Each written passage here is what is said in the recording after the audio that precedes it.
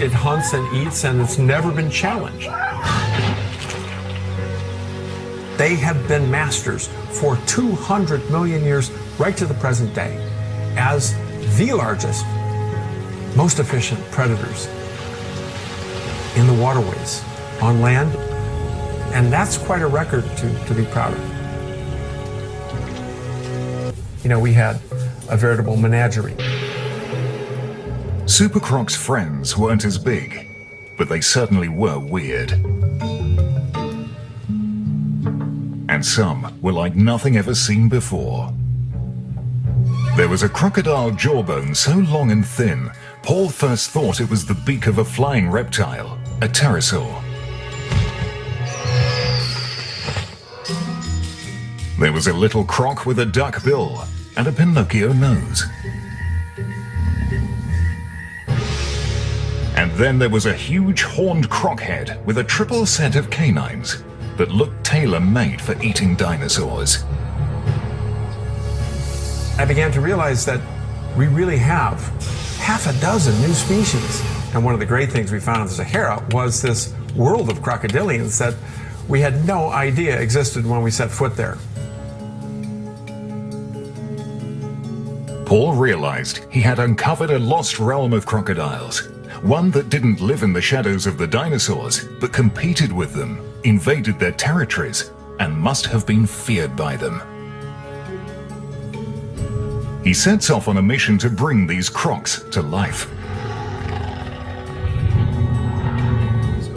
He's assembling a crack team to recreate this vanished world. Dr. Hans Larsen was with Paul when they pulled this chaos of crocs out of the sands. Here's a diversity of crocodiles and diversity of body plans and shapes that we just didn't have out there before. Right here. Hans is the brain man. He'll be CT scanning Paul's strange croc skulls, hoping to find some clues as to how their brains would have worked. Because this is where it has to happen. Paul's also recruited Tyler Kyler, a former special effects artist. Tyler has been working in Paul's lab for 8 years, blending art, forensics, and biology to breathe life into the long dead. He and fellow paleo artist Aaron Fitzgerald will spend the next few months putting faces on Paul's extraordinary creatures.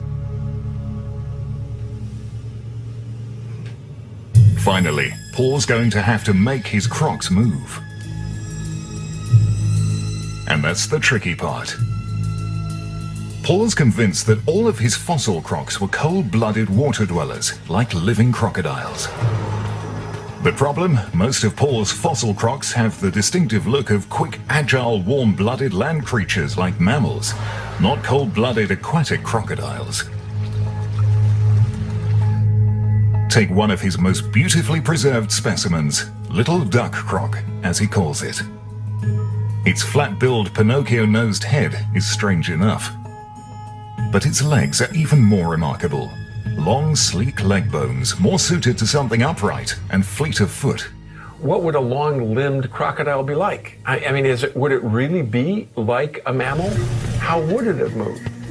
How does this galloping crocodile do it? And it's not just the little ones that were agile. Paul's convinced that the 6-meter triple-fanged terror he's dubbed Boar Croc could gallop as well. It's a hypercarnivore with a head and mouth totally dedicated to bringing down and shredding meat. And meat, dinosaur meat, lived on land.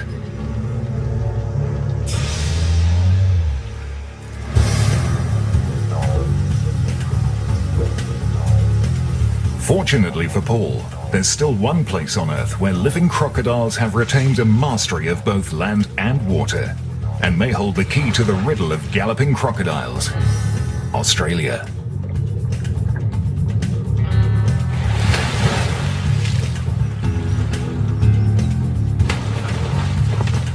In many places in the world, crocs have been hunted to near extinction. Back in the 70s, Australia decided to conserve its dwindling crocs, and they're thriving. I came to Australia because in one place here, you've got really the extremes of crocodile life. You have one kind of crocodile, the salty, that's really adapted to an aquatic lifestyle, life in and around water. And then you have a freshie that lives in water too, but is much more adapted for life on land. Australia is also home to zoologist Dr. Adam Britton, a world-renowned expert on living crocodiles. He's completely intrigued by Paul's extinct crocs and the real threat they must have posed to the dinosaurs. I don't think necessarily we can start to assume that dinosaurs were getting away with it. They had total dominance. I think we have to start considering the fact that dinosaurs were very wary of crocodiles, and that crocodiles were extremely effective dinosaur hunters. What I'm hoping is that Paul can take some lessons from modern crocodiles and apply them to his extinct crocs. To help Paul in his quest to get his fossil crocs moving, Adam has arranged to hitch a ride on a crocodile capture mission. The infamous Salty is one of the only living things that can give Paul a real taste of the power of his two big dinosaur-eating crocs, Super Croc and Boar Croc.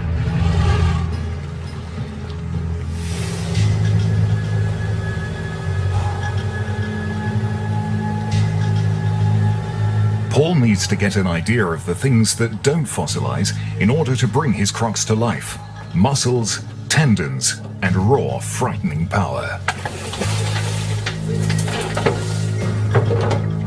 You know, what I'm dealing with are fossils, and this is my chance to see the anatomy that I can study in the laboratory, the bone structure I can study, how it moves in the living animal.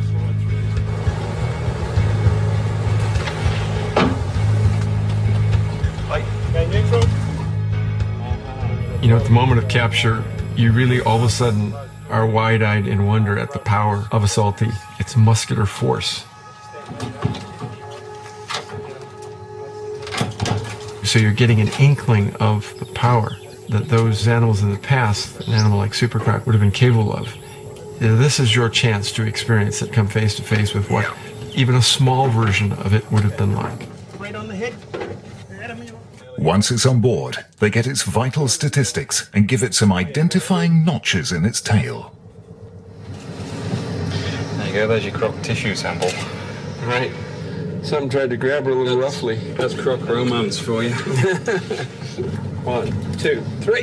Just sort of sitting on the inside. That's all right. In the water. There he goes.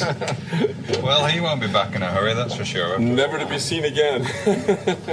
The Salty is one of the most aquatic hunters of all living crocodiles.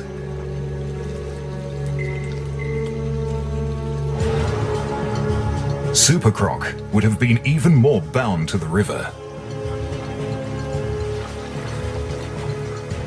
Super Croc was an animal that was so big and so heavy that it couldn't launch itself with agility beyond that initial lunge from the water.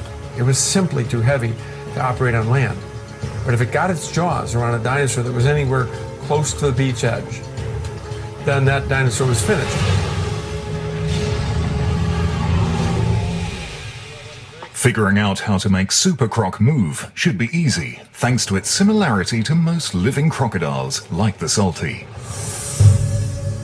Now, Paul's got to reckon with his more troublesome crocs, the ones that look so landworthy and agile.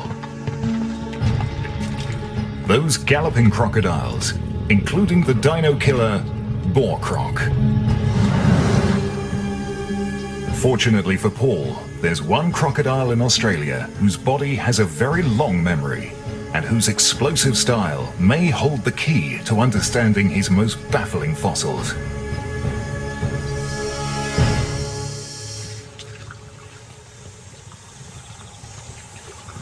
Paul has heard about Australia's galloping crocs.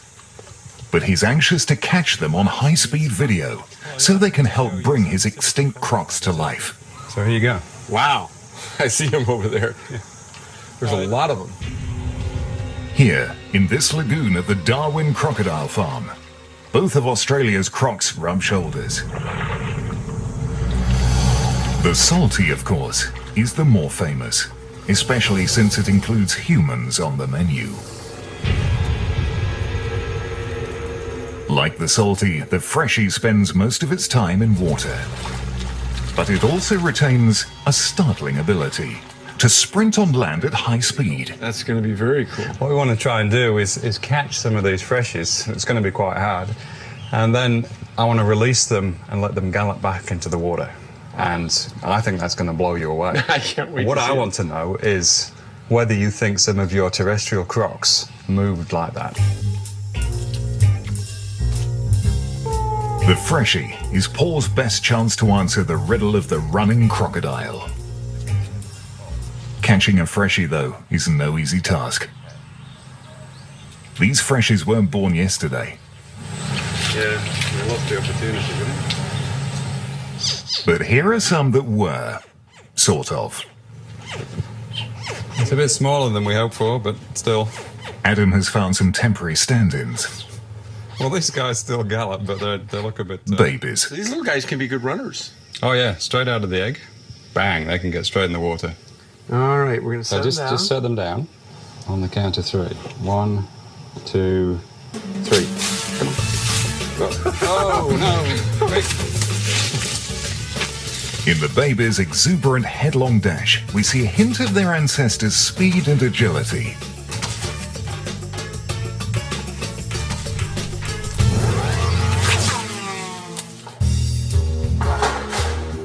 The next day brings a larger recruit. There's an adult freshie waiting for them in one of the traps back at the lagoon.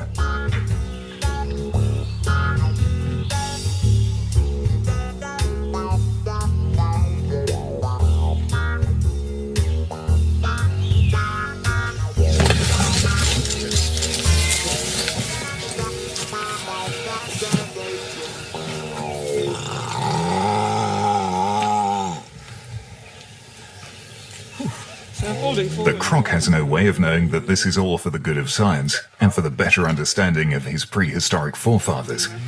Right. Okay. Okay, this is our first galloping crocodile. He definitely doesn't like like us. I think he's going to want to get back in that pool.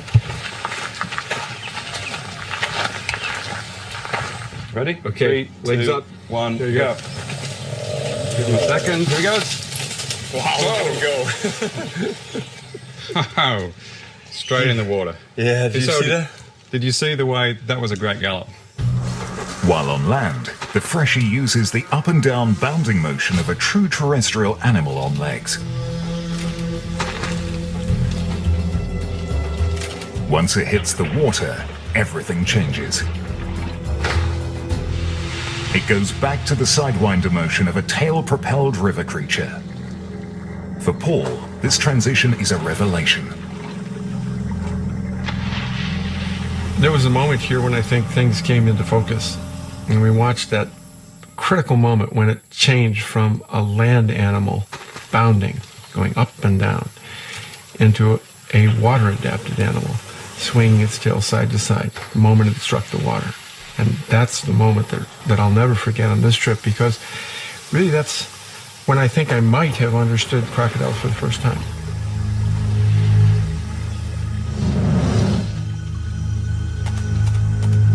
Now, he has an idea of how to get duck croc unstuck from its fossil cast and moving.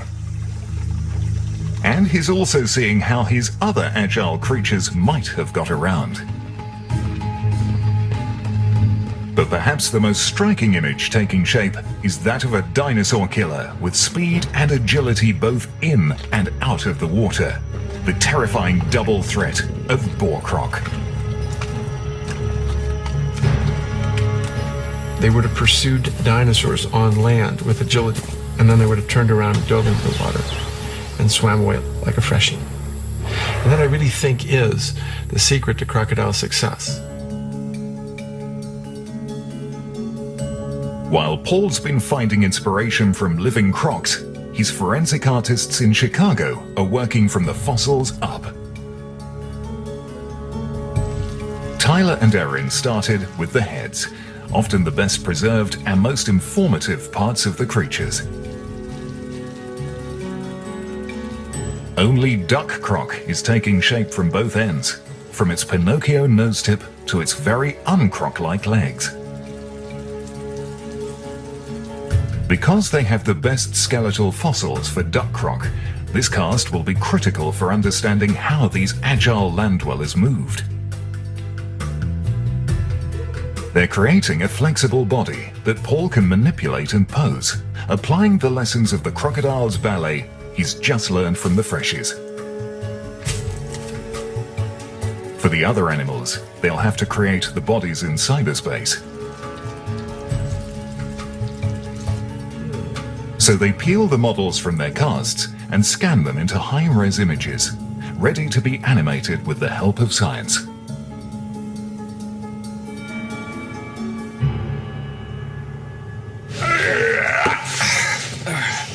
Okay. At a vet lab near Darwin, Paul and Adam prepare the euthanized croc for autopsy. Don't take my Weet-Bix this morning. Fossils are all Paul has of his ancient crocs. Okay. An autopsy of a modern animal is his best way of putting flesh on 100-million-year-old bones. Yeah, no, it's it's great to be able to touch a crocodile. I love touching a crocodile in the flesh because our fossils don't respond like this. You absolutely have to appreciate how beautifully attuned it is over 200 million years to be this unbelievable machine that can go upriver, on land, out in the ocean, and handle it all. Just there. They start at the top with the croc's most familiar and notorious piece of anatomy. So this is where it all happens for a crocodile, or rather, it's the last thing that all of its food usually sees. You know, the first thing I'm noticing is how wide the base of the throat is. It's just enormous for swallowing, I suppose, very large things. Yes, I mean, That's just huge. Its head and neck are perfectly designed for shredding and swallowing prey. I think some people imagine that very large saltwater crocodiles can swallow a human whole. And there's no way that you, for example, or even I, could be swallowed even by an 18-foot crocodile. But what they can do is once they're ripped off your legs and your head and various body parts, then those will fit down there. So that ability to be able to swing the head and tear pieces off is vital to these animals eating larger prey. Boar croc was definitely going after larger prey. And its head was outfitted with even more impressive weaponry. Not only the oversized triple set of canines, but a massively armored nose. Paul thinks it was probably battering as well as shredding the unfortunate dinos that crossed its path. Boar croc could also hunt by surprise attack from the water. Super croc, too bulky at 10 tons to move on land, had no other choice. The engine that propelled the creatures at killing speeds? Their dynamic tails. You can see it takes up half of the animal's body length is basically a motor. So this croc can propel itself forwards over a short distance at about 4 meters per second, which is about 9, almost 10 miles an hour, which is pretty fast. That tail can even launch the animal straight upward to go after birds and prey in overhanging branches.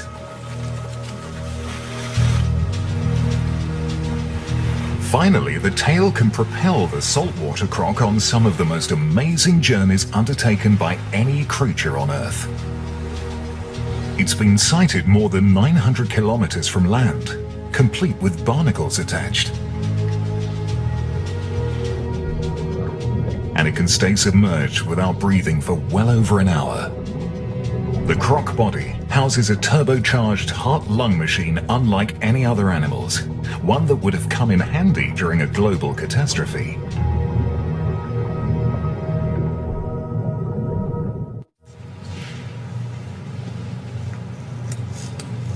You don't have to follow the exact zigzag course. Just Once Adam has exposed the lungs, he recruits Paul to act as bellows and inflate them. You're telling me that I can actually blow up the lungs? don't suck, whatever you do. But blow up the lungs of a crocodile. The crocodile's innards are probably not that changed over millions of years because they're so similar. Sarcosuchus at 7-8 tons must have had the ability to float. Yep. It must have been able to blow up its lungs like this. Yep.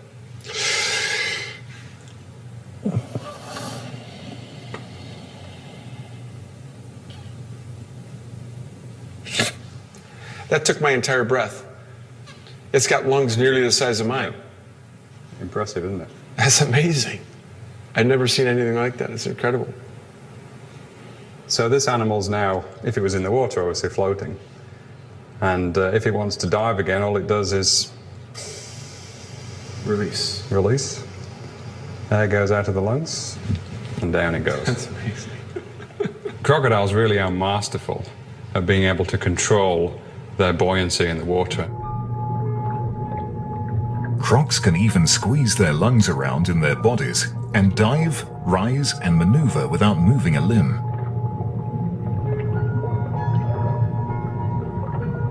I don't think there's an animal that has a match that is so talented in the amphibious lifestyle on land and in water. It really is amazing. Finally, it's time to get to the heart of the matter. It's pretty tough material, is this? You can't possibly understand a croc until you've opened it up and seen the inside like this, Adam. It's really amazing. And here we have the heart. Crocodilians are the only reptiles that have got a 4-chambered heart. 4-chambered hearts are found in birds and mammals, and only one cold-blooded creature, the crocodile.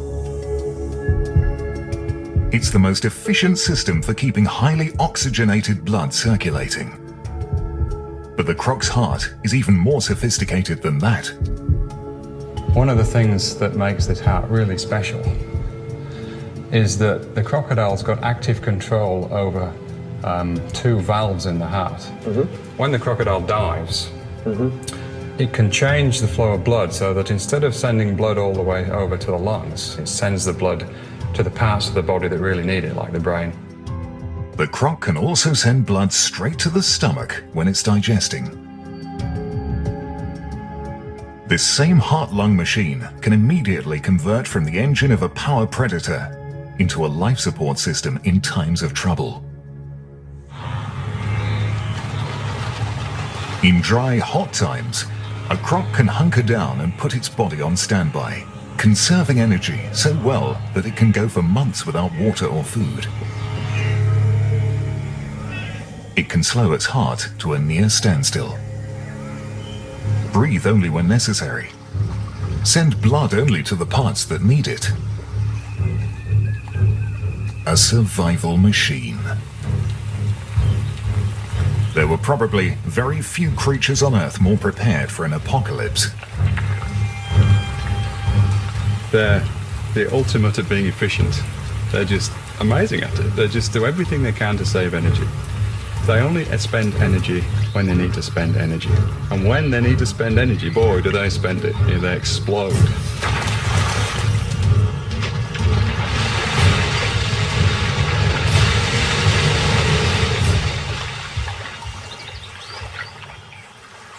So we finished the heart. We're on to the brain. I'm dying to see a brain. Okay, let's go and have a look at the brain. And this super survivor has one last secret to reveal. X marks the spot, so the brain is directly under there. Wow, that is amazing. It looks like it filled it pretty tightly. Well, here you've got the cerebral cortex at the front, the 2 hemispheres. You've got the optic lobe just behind that, and that must be the cerebellum just there. So the cerebrum, this part here with all these little tiny blood vessels, thinking part of the brain, the forebrain. Humans have a giant cerebral cortex compared to other animals. It's what makes us capable of sophisticated learning and communication. Most reptiles have a small cerebral cortex. But the crocodile has a relatively impressive one. If modern crocs have more brain power than other reptiles, did Paul's fossil crocs have the same? He'll have to wait to get back to his lab to find out. Well, it was quite a bit of work to get into this brain, but it was well worth it. It's a beautiful sight. Now, it's time to return to Chicago, where not only are his brain scans waiting, but the bizarre faces of his long-extinct crocodiles are coming to life.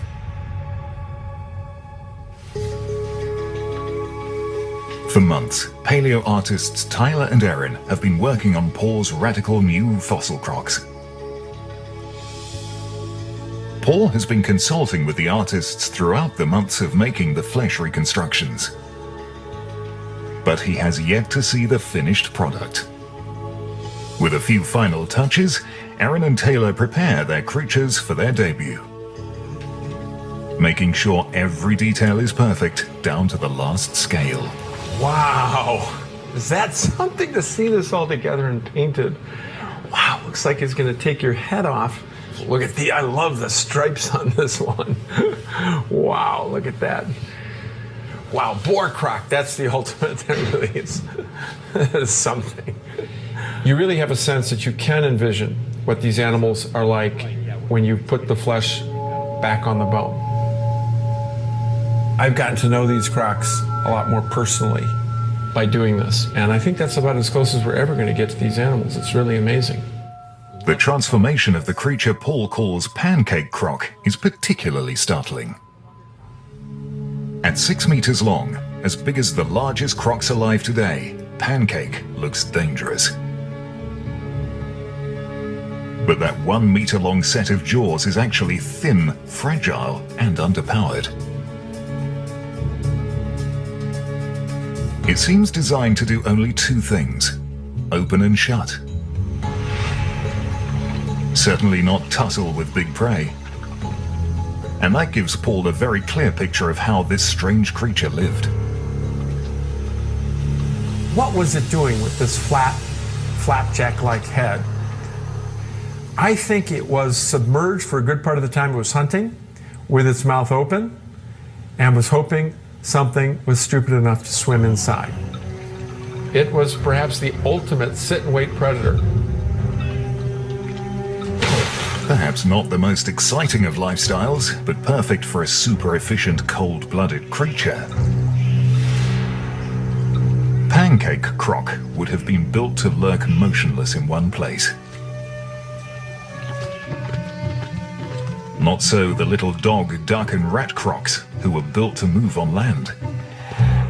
The special elastic cast of duck croc and the help of the high-speed images of his freshies galloping, Paul works with Tyler to make the 110-million-year-old fossil croc begin to move again.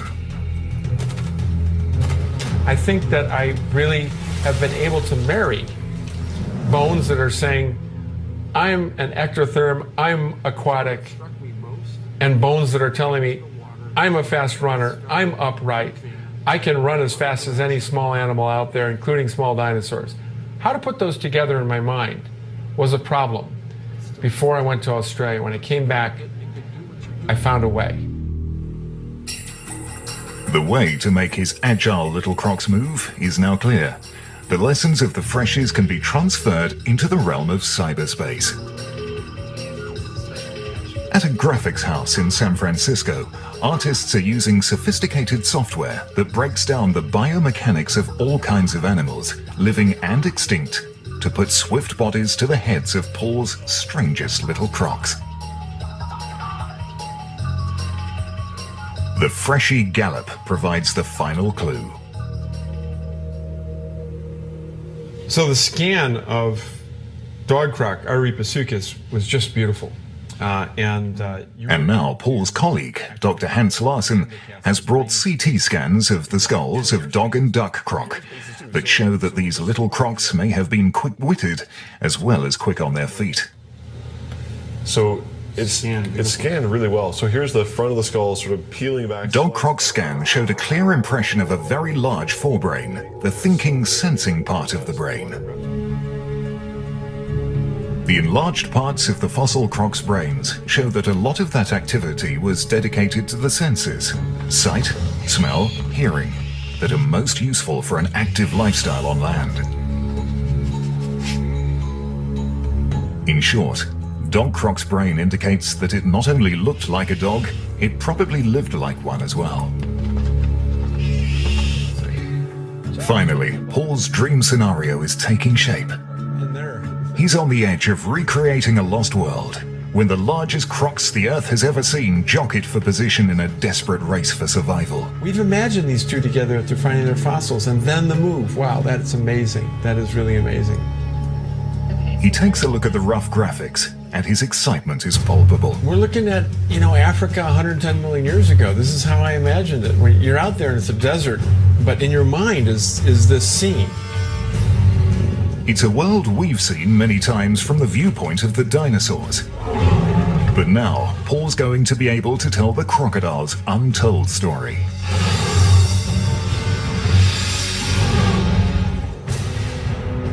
They started as fragmentary fossils in the sands of the Sahara. Now, years of work have gone into bringing these crocs back to life and recreating the world around them. What Paul has built with his team of scientists, artists, and computer wizards is a time machine. If I was to transport myself back in time, I'd first go back to the earliest time period, 110 million years ago, when Super Croc was the dominant force within the rivers. And there it would be, waiting for some dinosaur to come down for a drink. 110 million years ago, a massive but nearly invisible hunter plies the waters of a primeval river. Only a bulbous nose and raised eyes give away the presence of 12 meters and 10 tons of insatiable hunger. On the bank, a trio of strange, lanky creatures pad by, looking like armored dogs on the trail of prey, sniffing the ground as they go, testing the air with fleshy noses.